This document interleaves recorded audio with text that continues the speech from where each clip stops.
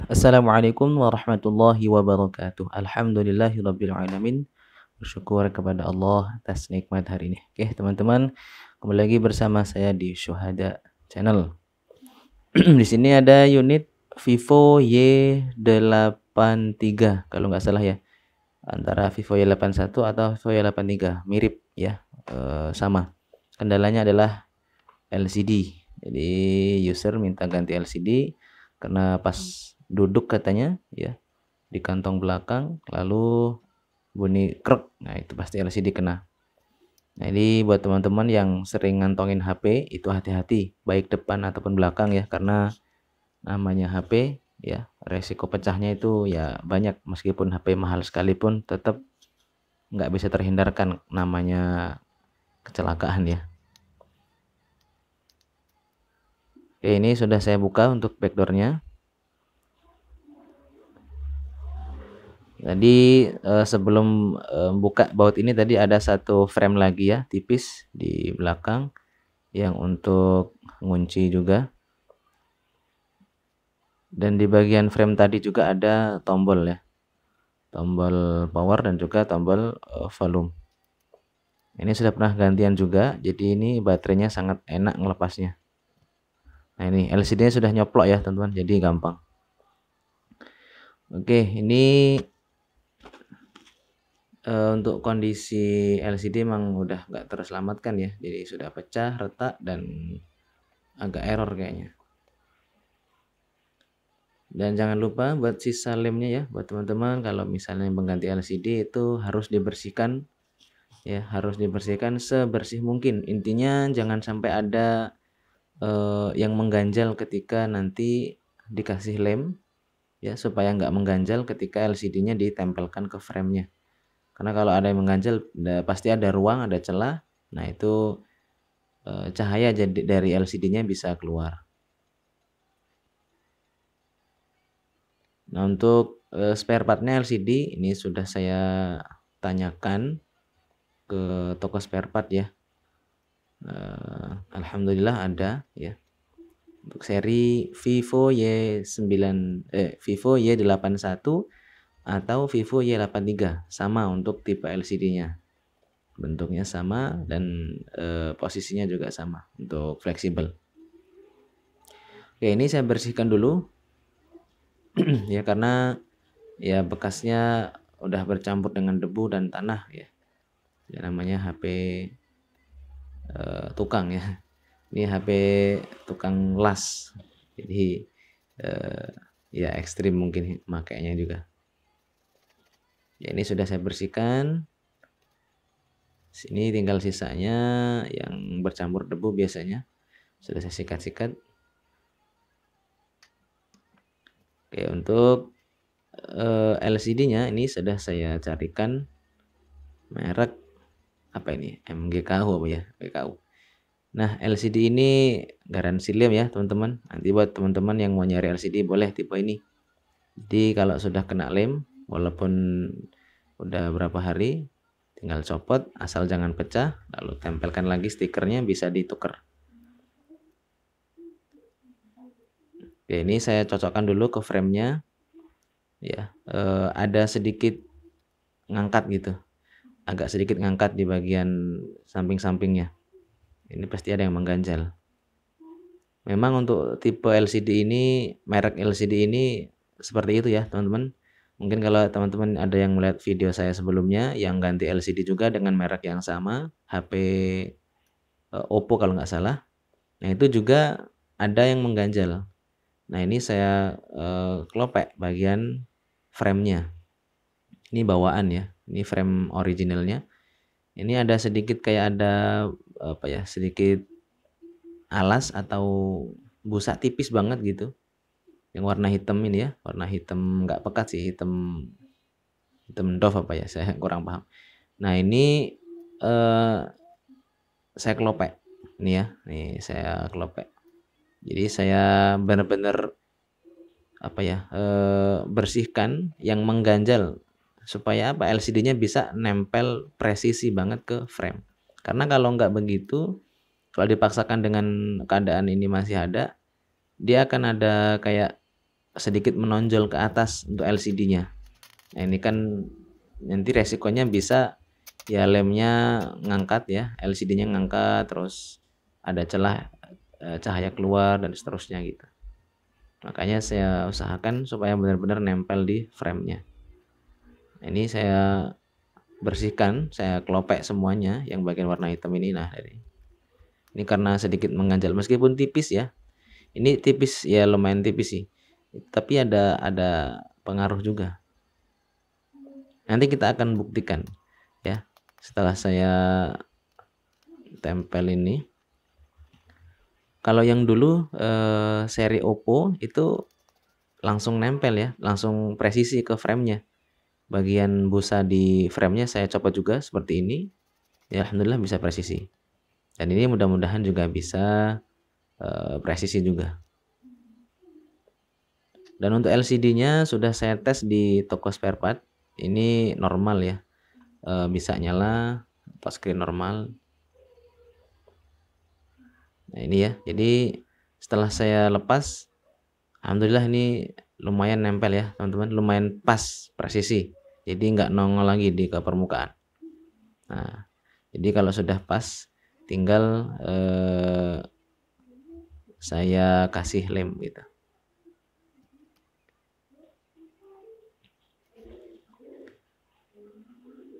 Oke, ini untuk lemnya mereknya teman-teman bisa ya banyak merek, ada E7000, T7000, B7000 ya, basing ya teman-teman. Bisa yang bening, bisa juga yang warna hitam. Yang saya gunakan ini warna hitam karena sepertinya gitu ya, warna hitam ini lebih cepat kering gitu. Dan juga untuk LCD-nya warnanya juga hitam, jadi pas. Kalau warna bening juga bisa juga ya, tergantung selera teman-teman.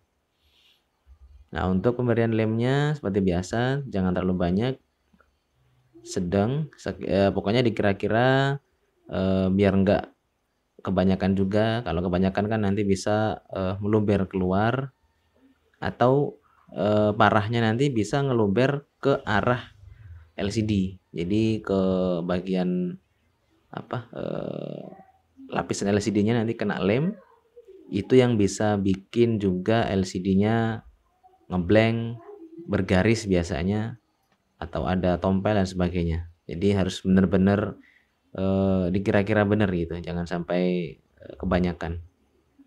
Juga jangan terlalu sedikit, nanti nggak nempel. Dikira-kira aja. Ini lumayan rapet ya. Setelah saya tadi ngelopek. Nah, ini supaya lebih rapat lagi ya tentunya diikat. Saya gunakan karet gelang ya teman-teman. Ini untuk merekatkan, menahan LCD di frame-nya ini bisa teman-teman gunakan lakban, bisa penjepit, atau isolasi yang aman tanpa ada tekanan. Nah, saya gunakan karet karena posisi LCD-nya agak sedikit keangkat, jadi harus ketekan ke bawah. Nah, ini pakai karet. Yang penting untuk nekennya ini teman-teman, karetnya jangan diputar kebanyakan. Kadang nyampe 2 kali atau 3 kali itu terlalu kenceng. Nah, kalau kekencengan takutnya memang LCD-nya jadi bergaris, jadi ngeblank gitu, banyak gitu. Nah, ini saya gunakan secukupnya. Nah, ini masih ada di bagian bawah ya, lemnya mungkin agak kurang atau mungkin apa, ini saya tambahkan dari luar. Mumpung lemnya masih basah ya teman-teman, jadi saya tambahkan, lalu saya masukkan dengan plat tipis ini. Jadi gunakan karet supaya menekan ke dalam. Yang penting jangan terlalu kenceng ya teman-teman, karena bahaya juga kalau kekencengan. Kalau menggunakan isolasi kadang kurang ketekan ke bawah, jadi nanti alhasil ada sedikit pengangkatan gitu.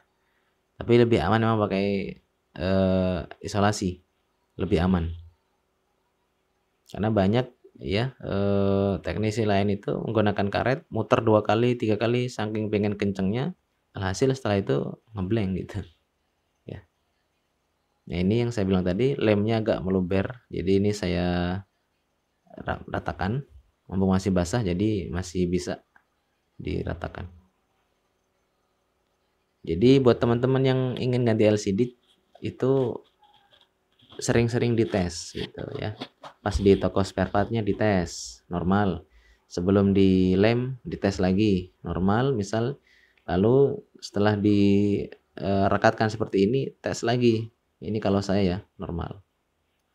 Oke, sudah hampir lebih dari sejam ini saya copot karetnya dan alhamdulillah ya rapat, lemnya juga merekat dengan baik. Jadi saya pribadi kalau mengganti LCD ya teman-teman itu sering saya tesnya di toko spare part ya, dites sebelum dilem, dites ketika lagi dikaretin biar nggak ragu lagi, tes lagi ya. Setelah karet dicopot tes lagi sebelum di finishing untuk memasang backdoor. Kenapa? Karena ya kita nggak tahu ketika dikaretin nanti apakah ada LCD yang keteken dan sebagainya. Jadi resikonya itu nggak ada yang tahu ya teman-teman. Nah, ini saya akan coba tes lagi. Tadi kan saya hidupkan ketika masih dikaretin ya. Ini sudah kering, saya lepas. Saya akan coba hidupkan. Bismillah. Ya, normal ya. Nyala, tapi nggak tahu nanti disentuh bisa apa enggak. Kalau disentuh error ya ini bisa jadi human error ya. Tapi ya mudah-mudahan bisa digaransikan gitu. Tapi mudah-mudahan ini normal. Keluar logo Vivo, oke, masuk ke menu. Oke, disentuh bisa ya. Oke. Oke, normal, alhamdulillah. Oke, bisa semua. Normal. Sentuhan. Oke. Oke, cukup untuk pengetesan teman-teman ya. Karena disentuh bisa, layar juga nggak ada yang tompel dan sebagainya, nggak bergaris dan sebagainya, mulus. Oke, ini saatnya saya kasih lem untuk baterainya, double tip ya teman-teman. Jadi selain dikasih double tip di bagian frame, kasih double tip juga di baterainya supaya lebih kuat.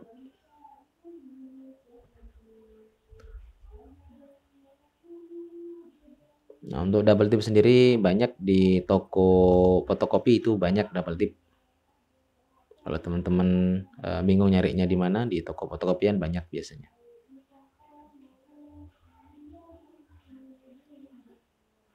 Oke, ini saya tempelkan baterainya.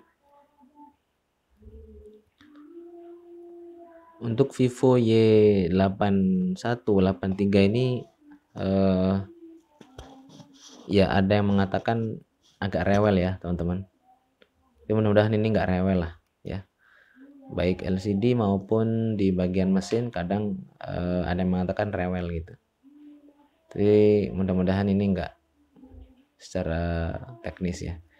Oke, untuk pemasangan back cover juga perlu dibersihkan dari sisa lem karena kita lem. Ngasihnya ya seperti tadi, seperti biasa, secukupnya, jangan terlalu banyak, juga jangan terlalu sedikit. Bersihkan juga di bagian back covernya. Jangan lupa untuk fleksibel fingerprint ya. Nah, ini sama orangnya dikasih isolasi karena mungkin ngangkat ya. Jadi backdoornya ngangkat. Oke, saya karetin lagi untuk backdoor. Nah, untuk backdoor ini biasanya saya ngaretinnya saya dobelin gitu. Saya putar 2 kali karetnya karena di back cover ini gampang banget ngangkat gitu. Beda sama LCD. Jadi mudah-mudahan dengan saya double di bagian sekarang itu tidak merusak LCD ya.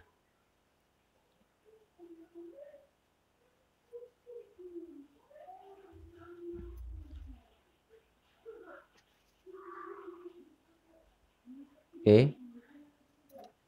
Ini sudah sekitar 1 jam juga dan sudah kering insyaallah. Oke. Oke teman-teman, mungkin itu ya. Ini sambil saya cek lagi, ternyata masih ada yang sedikit ngangkat. Ini kan saya bilang tadi agak sedikit ngangkat. Tapi oke lah, nanti akan saya tambahkan lem lagi di sekelilingnya. Oke teman-teman, sekian video dari saya ya, mudah-mudahan bermanfaat.